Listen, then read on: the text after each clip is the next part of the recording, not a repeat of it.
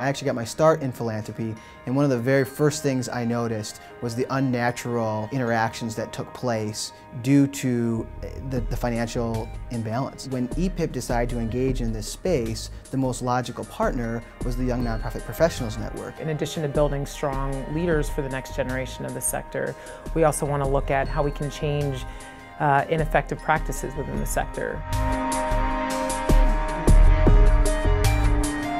When individuals think about how they can affect the power dynamics now, it comes into how they, as a representative of a foundation, interact with a grantee looking for funding.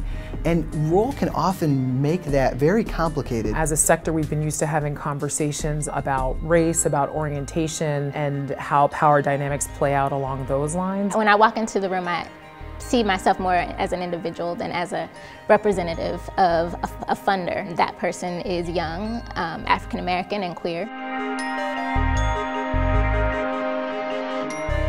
You can see in these workshops that you have folks that cut across all of those identity lines and see that the great equalizer is that they are in a funding position. Once we acknowledge that there is this power dynamic, we realize that it's philanthropy that needs to take the first step as the party with more power in order for this relationship to change. The gap isn't that we need new and more innovative ideas, it's really that we need a willingness, and I think the knowledge that you're a part of a community that's hoping to make this change. My thought is to perhaps have service recipients involved in the grant-making process from the start. Until grantees are part of the decision-making and are inherently owning that process, then that power dynamic is always going to be there. At all times, try to be as straightforward as possible. Let people know that I really do want to be a resource for them. We're seeing people show up for these workshops. They want to have these conversations. They want to talk about concrete ways that they can bring this back to their organizations. I see this momentum building, I see this will building. The next generation of philanthropists are really focusing